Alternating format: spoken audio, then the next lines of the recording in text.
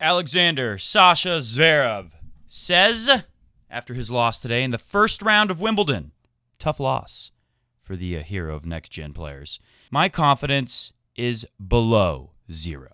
Less than zero confidence. Tsitsipas says, this is totally devastating.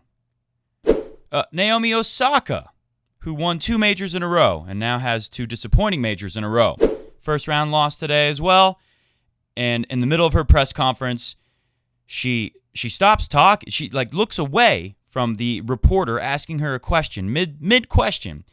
And she looks at the moderator and says, Can I please leave? Can I get out of here? I feel like I'm about to start crying. Presser canceled. Oh, it's that special time of year. It is the Grass Courts Championships, Wimbledon. Welcome to Coffee Break Tennis, the podcast. A very quick podcast today, but we've got a lot of really action-packed, awesome stuff today. First off, let me talk about the court. We're going to talk, well, not right now. We'll talk about the court in just a moment. We'll talk about some of the big upsets, some of the results, some important stats.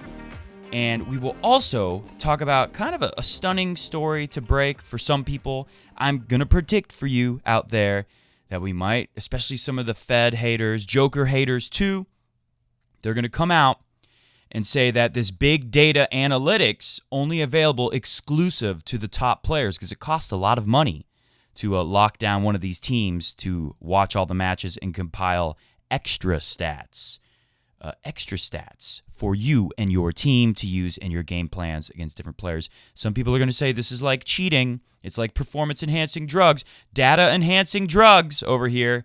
So just be ready for that argument to be made in the near future if it's not already happening right now. A story in The Guardian we'll talk about just a little bit today. We're going to crunch a lot of stuff in. First off, though, Damian.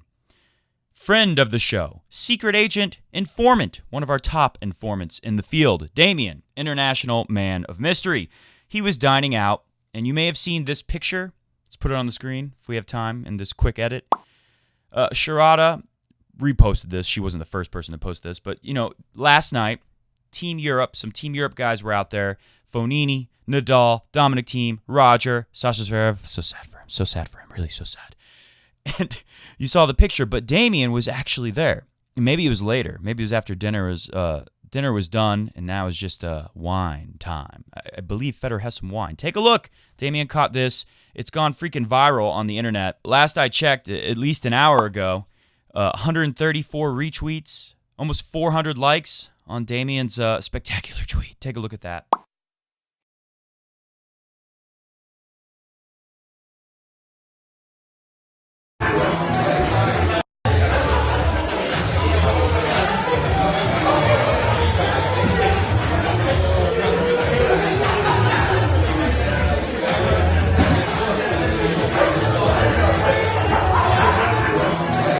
Seemed like some really fun guys there. If you can't tell, it's Federer, Nadal in there, and also we got Fabio Fonini and Dominic Thiem. Anyways, let's move on from that to what's kind of a big story, I guess, for some. And then a quote about how slow the courts are playing from a player who just played on one of the courts. Laura brought this to my attention on the Twitters. Did you guys see this? Roger Federer has been going around, even in his first opening press conference for Wimbledon, saying, I don't believe in on-court coaching because guys like me who can afford the best teams in the world, we'd have an unfair advantage. And I heard that, and I kind of thought to myself, Roger, I wouldn't say that line. I wouldn't use that line too much because then you're giving credence to this idea, this theory. You're helping this theory grow that you guys have an unfair advantage because, maybe the courts can't come out on the coaches can't come out on the court mid-match. But you do have these coaches traveling with you. You can afford to have a team of them travel with you all over the world, and we're going to suggest that it's an unfair advantage. It's an advantage, sure. Is it an unfair advantage? No, I think it's an earned advantage. Djokovic, Nadal, Federer, whatever team they want to hire, they've got the money to do it. They've made money from tennis. It's not like it's not like you can come in here and fake it. You can just be some super rich guy who's okay at tennis, and then you can succeed at tennis because you have advantages with your coaching team and your data, your big data analytics. that wouldn't cut it. You still have to be great. And again, these guys kind of earned their own fortunes from being great at tennis. So if anything, this is just going to help the big three stay in power. Although Rafa has claimed that he doesn't have such a sweet deal. Anyways, I won't go into the story today. We don't have time. Maybe I'll do a bonus for the Patreon members of Coffee Break Tennis. If you want to be part of the team, by the way, perfect time. We might do a bonus podcast tomorrow talking about this more. But go to patreon.com/Coffee Break Tennis to be a part of the fastest growing tennis talk show in the world. We couldn't do the show without you. Couldn't do it without you. Just like Coco Gauff said to Venus after she beat her, I wouldn't be here without your inspiration, Venus. Anyways, here's what the blurb said. Men's tennis is undergoing a secret data revolution. This has got to be Simon Briggs. I haven't even clicked it. We'll talk about it tomorrow for the patron saints. Maybe we'll bring it back up a little bit on the regular show for YouTube. Men's tennis is undergoing a secret data revolution with six-figure annual retainers being paid to teams of analysts hedged with non-disclosure agreements. Exclusive from the Telegraph. So it's come to light that Federer, who recently, I love Federer. I'm a Fed head, but we don't get too biased here. Maybe we don't hide it either. I might want him to win, but I'm not going to hide this. Federer recently said, maybe at the French Open, that, yeah, sure, Djokovic has, Craig O'Shaughnessy team with all these extra stats, but I'm not really a big stats guy, said Roger. I like to play more with, inspiration of the moment. He's kind of an improv artist on the court, and surely some of the shots he hits, it's not a lie, but he did make it sound like he doesn't do this, and now it's come to light, according to this story with, it's got to be Simon Briggs writing it, Telegraph, it's come to light that Federer is paying like twice as much as what Djokovic pays to the Craig O'Shaughnessy team. To a big data team. I can't remember the name. It's in the article. If you go to Telegraph, I'm sure you can find it.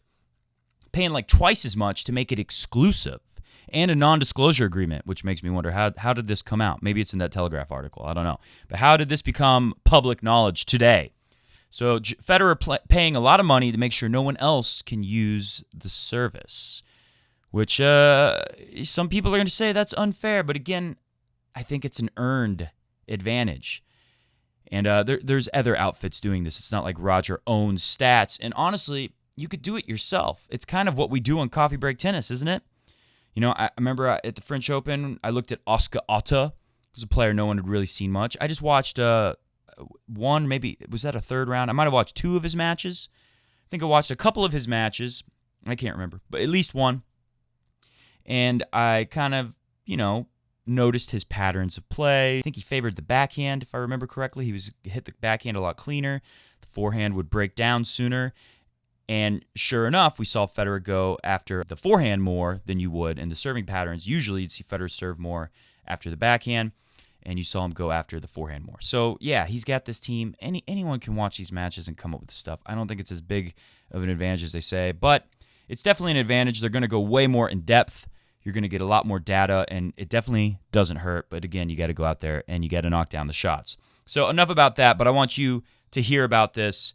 We talk about Craig O'Shaughnessy a lot here. We've always pointed out how Djokovic pays him, so he probably gets more info than what Craig O'Shaughnessy puts on the ATP Tour website that we get to see in his Brain Game tennis articles. Very good articles. All right, let's move on. We got two big upsets, some upsets on women's side too. Yulia Putintseva, man. She has the scrappy characteristics that will help you right now if somebody is not playing solid. Osaka has not been solid. Yes, I favor the big players to come through because grass is playing very slow. Let's look at what Kudla said. Dennis Kudla said, who won today? And he got to play Malek Jazeri, the guy that Oscar Otta beat at the French Open. The lucky draw right now because Malek Jazeri has not been playing well. He's near the end of his career, surely. Anyways, Kudla said, everyone thinks it's how big you serve and coming to the net. And it's really the opposite here at Wimbledon, he's saying.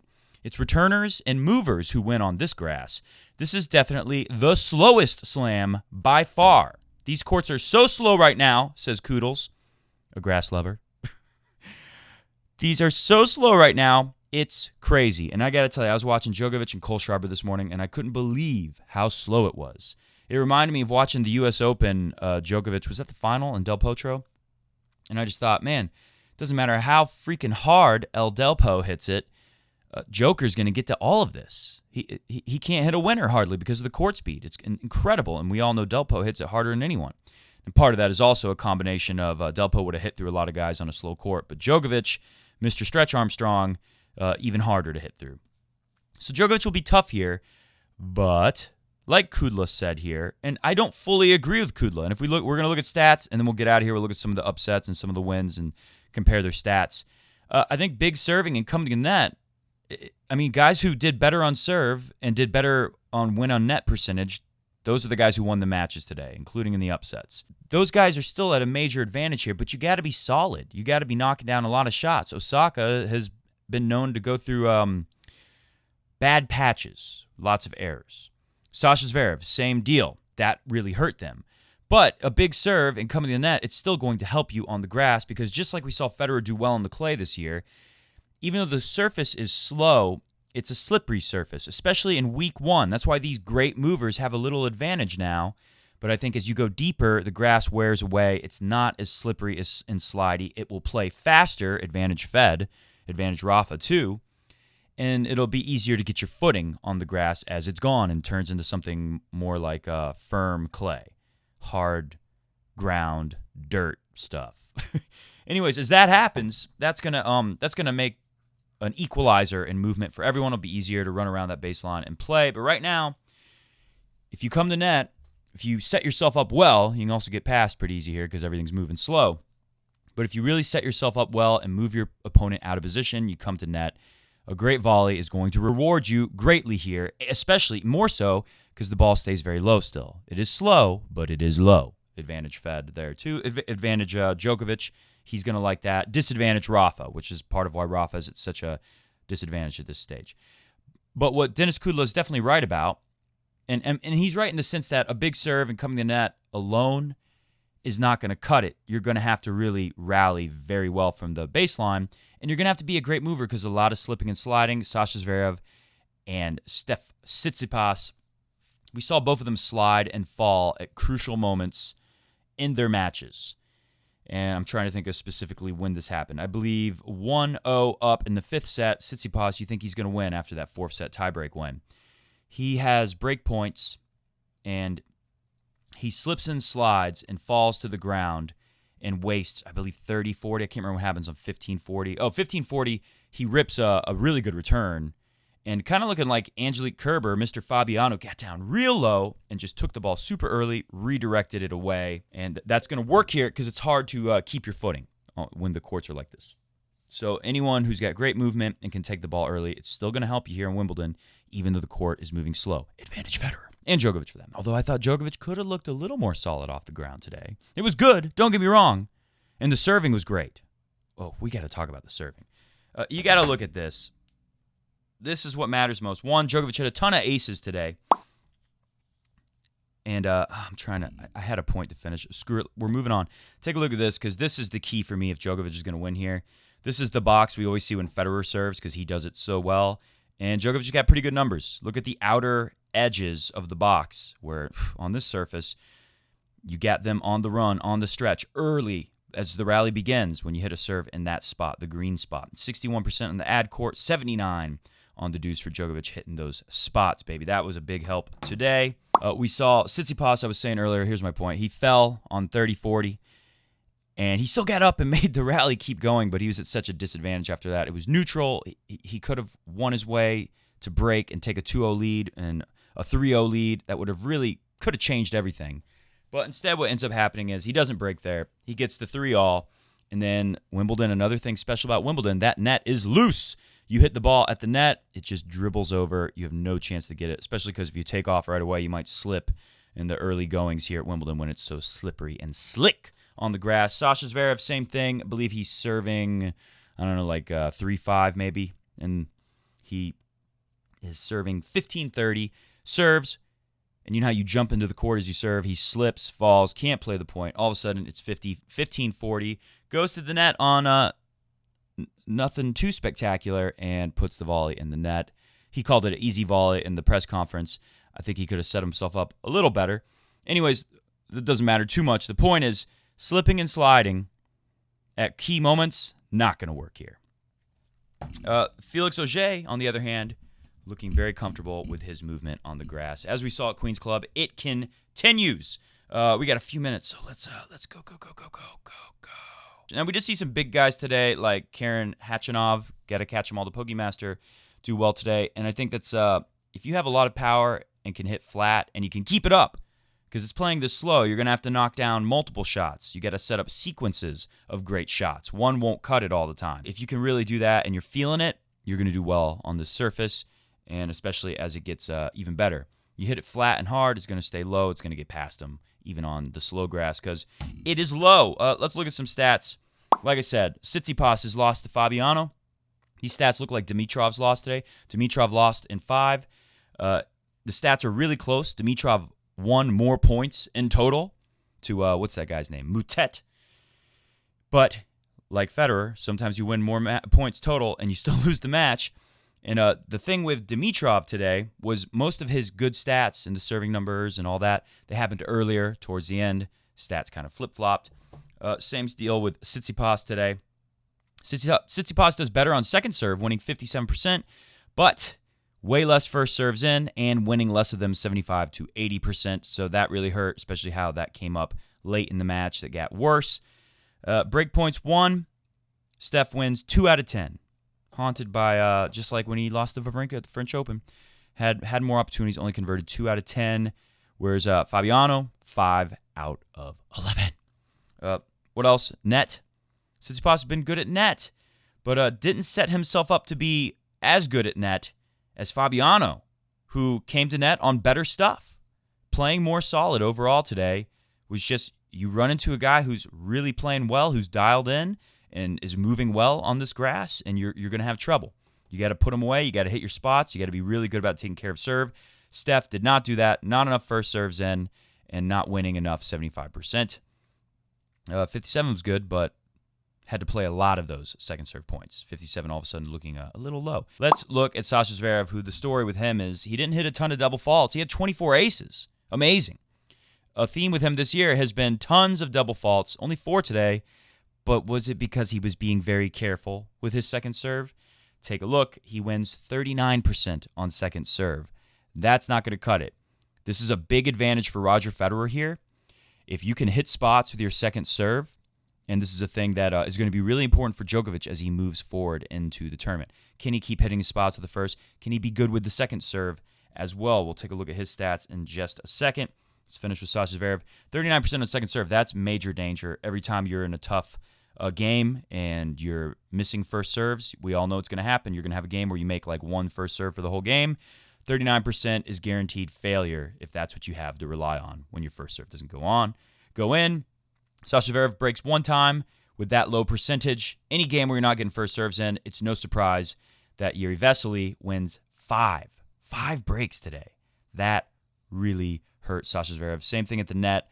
Not coming in on very good stuff. Like I said, wins 50% at the net.